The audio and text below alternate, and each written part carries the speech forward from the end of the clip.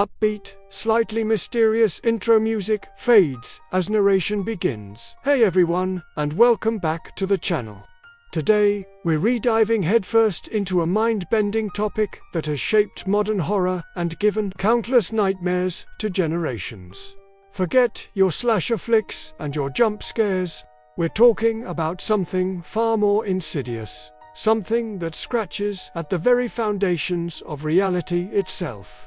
We're talking about the cosmic dread, the unspeakable horrors, and the utterly bizarre legacy of Howard Phillips Lovecraft. Now, you might think you know Lovecraft, tentacles, madness, Cthulhu, right? But what if I told you the true story behind this reclusive author is far stranger, far more tragic, and ultimately, far more relevant than you could ever imagine? Prepare yourselves, because we're about to peel back the layers on one of history's most enigmatic figures. A man whose creations continue to echo in our deepest fears, even a century later. What if the monsters he wrote about weren't just fiction? What if they were premonitions? Music becomes more suspenseful, atmospheric. Born in 1890 in Providence, Rhode Island, Lovecraft's early life was, to put it mildly, unconventional. His father suffered a psychotic breakdown when HP was only 3, eventually dying in an asylum. His mother, an overprotective and emotionally fragile woman, raised him in a sheltered environment, fueling his already vivid imagination with ancient tales and Gothic literature. Lovecraft himself was a sickly child, suffering from night terrors, vivid, terrifying visions that haunted him throughout his life. These weren't just bad dreams. They were glimpses into an abyss. He'd later channel these experiences into the very fabric of his fiction, creating a genre where the true horror isn't a monster under the bed, but the terrifying realization that humanity is utterly insignificant in a vast, uncaring cosmos.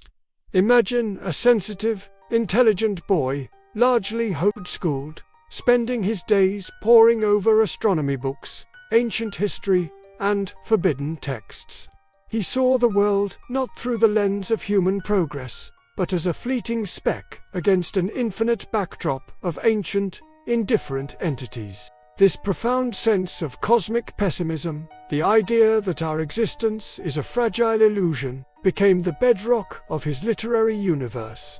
He struggled with social interactions, dropped out of high school due to a nervous breakdown, and became increasingly reclusive, finding solace in correspondence with other amateur writers, a network that would eventually help propagate his unique brand of terror. Sound of subtle, unsettling, ambient noise, like distant, indistinct whispers, or deep hum. Lovecraft's stories weren't about good versus evil. They were about sanity versus madness. His protagonists weren't heroes. They were often scholars, antiquarians, or curious individuals who stumbled upon forbidden knowledge, only to be driven insane by the sheer, incomprehensible scale of what they discovered. Think about it. What's more terrifying? A monster you can fight, or a truth so vast and alien that merely grasping it shatters your mind? He introduced us to the elder gods, entities like Cthulhu, Azathoth, Nyarlathotep, beings whose existence predates humanity, who sleep in cosmic slumber, and whose awakening would mean not just destruction, but utter annihilation of everything we hold dear, simply as an afterthought. His writing style itself contributes to this feeling of dread. He rarely describes his horrors directly, instead relying on adjectives like cyclopean, non-Euclidean, blasphemous, and squamous.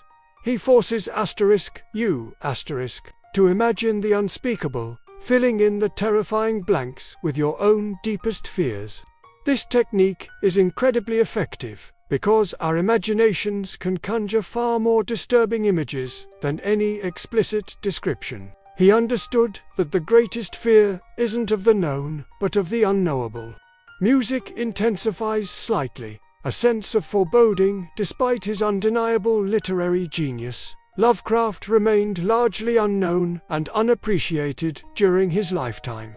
He published primarily in pulp magazines like Weird Tales, often selling his stories for a pittance, struggling financially, and living a life marked by poverty and ill health. His brief marriage ended in separation, and he eventually returned to Providence to live with his aunts, his only solace being his correspondence and his writing. It's a tragic irony that the man who created such enduring, powerful myths died in 1937 at the age of 46 from intestinal cancer, virtually unrecognized by the wider literary world. He left behind a body of work that, at the time, seemed destined for obscurity. But then, something incredible happened. After his death, his friends and admirers, recognizing the brilliance of his vision, began to collect and publish his stories. Authors like August Derleth championed his work, creating the Cthulhu Mythos, a shared universe that expanded on Lovecraft's original concepts and allowed other writers to contribute to his horrifying tapestry. This was the true genesis of the Lovecraftian phenomenon. His ideas, once confined to the margins of pulp fiction, began to seep into the collective consciousness. Music becomes more dramatic, a sense of revelation building. Today, Lovecraft's influence is everywhere. From blockbuster movies and video games to countless books, comics, and even musical acts, his legacy is undeniable. You see shades of his cosmic dread in Alien in the psychological horror of Silent Hill, in the vast, indifferent universe of Warhammer 40,000 his concept of cosmicism, the philosophical idea that humanity is insignificant in the face of immense, alien forces, has resonated with artists and thinkers across genres. He challenged the anthropocentric view of the universe, forcing us to confront our own fragility and insignificance. He taught us that true horror isn't just about what you can see, but what you can never fully comprehend.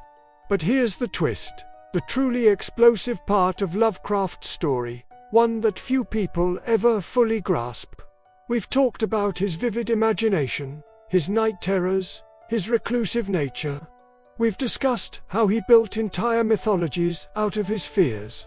What if the source of his profound dread wasn't entirely internal? What if his visions, his recurring nightmares of non-Euclidean angles and ancient, slumbering entities, were more than just dreams?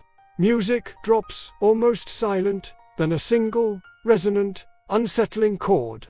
Voice drops to a near whisper. Lovecraft, in many of his letters and essays, often described his creative process as recalling, rather than inventing. He spoke of feeling like a mere conduit, a passive recorder of visions that came to him, as if from somewhere else.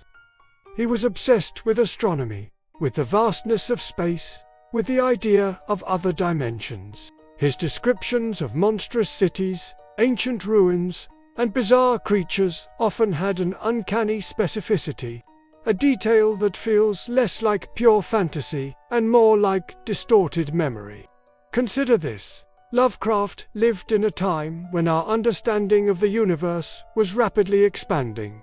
Quantum mechanics was challenging classical physics. Relativity was shattering our perception of space and time. Humanity was just beginning to grapple with the true scale of the cosmos, the idea of multiple dimensions, and the possibility of life utterly unlike our own. What if Lovecraft, with his unique psychological makeup, his profound sensitivity, and his lifelong struggles with neurological issues, was somehow more attuned to these hidden realities? What if his night terrors weren't just psychological phenomena, but brief, terrifying glimpses, beyond the veil of our ordinary perception? Music slowly begins to swell, a deeply unsettling, low drone. What if the elder gods, Cthulhu and Azathoth, weren't just figments of his imagination, but echoes. Ancient transmissions from entities or dimensions so far removed from our comprehension that the human mind can only process them as terrifying, sanity-shattering nightmares. Perhaps Lovecraft wasn't just a writer of horror fiction. Perhaps he was a reluctant prophet, receiving fragmented messages from a universe far more terrifying and alien than we dare to admit. His stories, then, wouldn't just be tales. They would be warnings. A cryptic map of what lies beyond the thin veneer of our reality. The true horror of Lovecraft isn't in his monsters, but in the chilling possibility that he saw something, experienced something, that our conventional science is only just beginning to postulate. He died believing his work was obscure, destined to be forgotten. But instead, his fiction continues to captivate and terrify, resonating with a primal fear that maybe, just maybe, he wasn't making it all up. Music crescendos with a final, chilling chord, then fades to a lingering, deep hum. So, the next time you pick up a Lovecraft story or see a tentacled monstrosity in pop culture, ask yourself, is this just fiction? Or is it a distorted memory of something far older, far grander, and far more terrifying than we can ever fully grasp? Did H.P. Lovecraft simply invent our deepest fears?